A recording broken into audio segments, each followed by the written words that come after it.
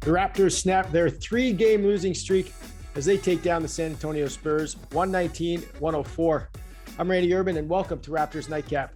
Tonight, we're joined by Jack Armstrong, Sherman Hamilton, and Leo Rautins. Sherm, after falling down by 7 in the third, Raptors end up finishing the quarter up by 7. How'd they do it?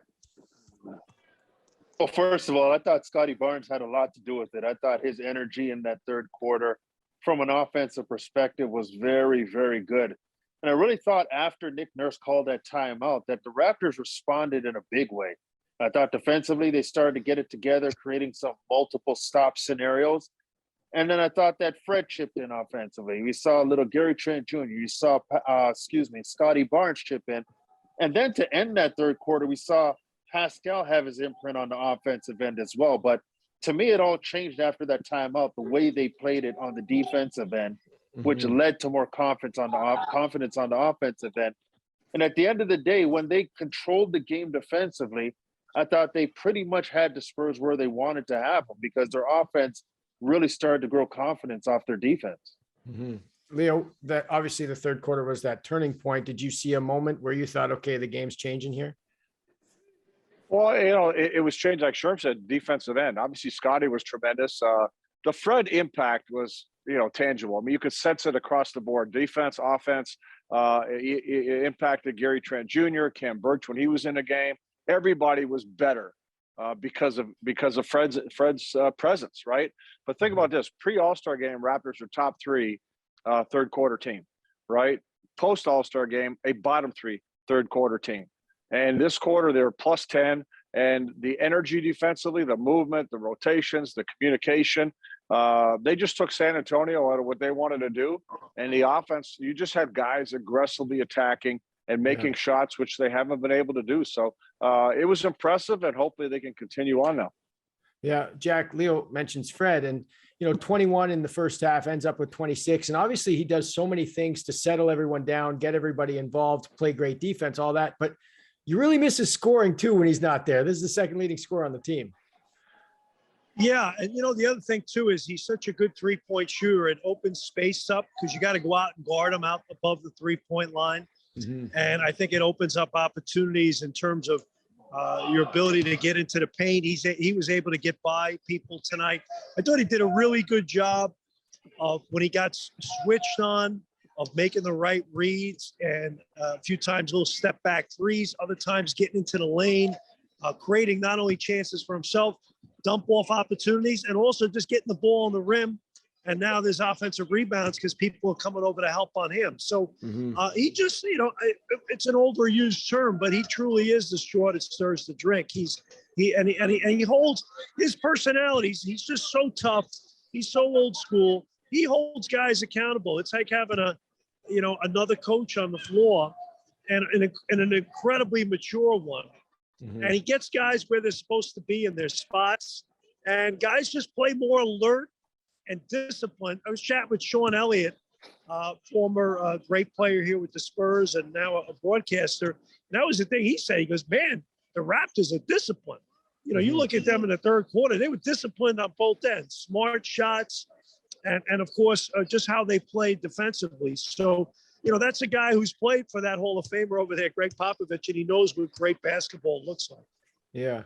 Sherm, I want to talk about Precious a little bit here because I thought he really gave him a spark in that second half, which to me is really impressive because he found himself obviously in foul trouble, 3 fouls in the first 4 minutes. And this happens so many times in basketball. And I want to know why and how was he able to sort of overcome this? But so many times the guys will get into foul trouble like that, and then their whole game's ruined, right? They don't bounce back. Why was he able to kind of get over that?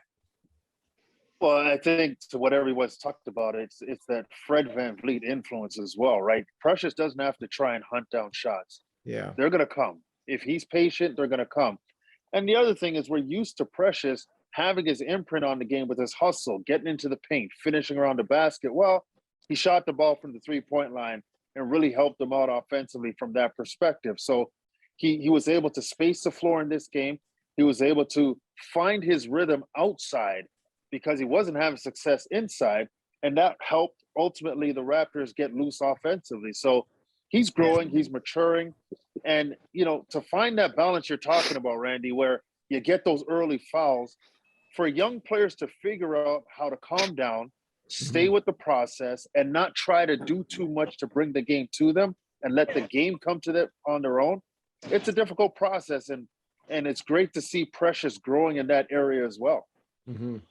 Leo, let's talk a little bit more about Scottie. I know he's been mentioned already in the show, but that baseline drive or reverse layup attempt by Barnes the fourth, that kind of shot, he didn't make it, but it requires a lot of finesse when you have that kind of frame that Scottie has. How impressed were you of that and of his play tonight overall? Well, anything around the basket, he's just superb at. And think about this. A lot of times tonight he was going at Jakob Poeltl. I mean, Jakob's a big guy. I mean, he's a big 7-footer. Does a good job position-wise defensively. And Scottie went at him like he was nobody, right? And just tells you. I mean, he's and a lot of good things happen in terms of how it was orchestrated, right? There were a couple of times just throw it to him, give it to him. Other times Scottie came down and just said, "Hey, I'm taking it. I'm going."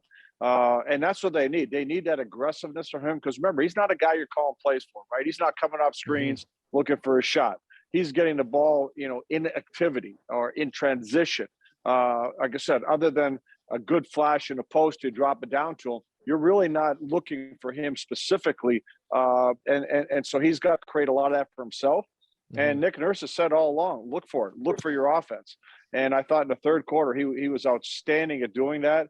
And, we talk about it every time, but I just love a guy that's just going to take you down there and you do it in either hand. It's pretty impressive, something you just don't see today. Yeah. Sherm, you want to jump in? First of all, when we're talking about Scottie, I think we have to touch on his leadership, which is kind of a weird thing to talk about when you talk about such a young player. But I thought his third quarter presence was leadership, coming out of the locker room saying, I'm going to find a way to establish us offensively. I'm going to be aggressive. I'm going to take things and be in charge of that. And there was a play in that third quarter where Pascal got the ball on the wing on the left side, and he made a bust cut to the ball. He flashed to the ball, and he squared up. He had Josh Richardson on his back. He caught the ball, he spun, and he got fouled by Jakob Poeltl. Just a play that was like, I want the ball. Pascal, you have a chance to go one-on-one. Give me the ball because I'm going to make something happen. His leadership for a rookie has been phenomenal in certain junctures of the game. That's a great point, Sure. Sorry. Yeah. Jack, you getting kicked out there? No, they're just cleaning up. They don't want me to be overwhelmed here. Hey, Bob Uecker, you getting the boot? Leo, go ahead. What were you going to say? Front row right here. It's pretty good seats. Leo, I was finish going up. to say, Sure made, the point Sure made is great because, and it's not just on the offense wanting the ball, but defensively, getting on a DeJounte Murray who was killing you in the first half. I mean, just doing a lot of different. Scottie's a guy that looks to take charge, and I think he's got a lot of respect from his teammates. They appreciate it and they buy into his leadership, which is great. Go ahead, Jack. You were going to jump in. Yeah. One point about Scottie. I think the better the 3-point shooting becomes around him when he's in the post, the better he's going to be. Because now you are like, if I got to send a second guy to him, and he does pass it well out of there, and he's got size to pass it out of there, you're going to get even more 3-point shots that are wide open. And on the other hand, if you play him single coverage, and, Leo and Sherm, you guys were great players. I'm looking right now, and I'm looking at him. I mean, how many guys, we're going to be, all watching the NCAA tournament starting next week. How many guys right now are in college basketball that have that kind of repertoire in the post? How many guys that are in their first 5 years of the NBA have a repertoire like that in the post? I don't know where he got it from, but I would love to hug the coach that taught him. Sherm, do you have a stat of the night that stuck out? Well, I thought the Raptors got back to their personality from a defensive perspective. At one juncture in the fourth quarter, the Raptors had forced 12 turnovers, and the Spurs are a very good low turnover team, but they had scored 19 points off those 12 turnovers. That's the kind of balance that we've seen the Raptors have when they're very good defensively. They might turn you over a lot or a little, but they are capitalizing on those turnovers with points. And at that juncture in the fourth quarter, they had 12 turnovers forced and they scored 19 points. And to me, that's indicative of a team falling back into who they are from a personality standpoint and understanding how to get a W on the road from defense to offense. Real quick, as we wrap up here, I just want to talk about something, Leo, from Russell Westbrook's press conference from the Lakers Spurs game on Monday. He said, just bear with me here.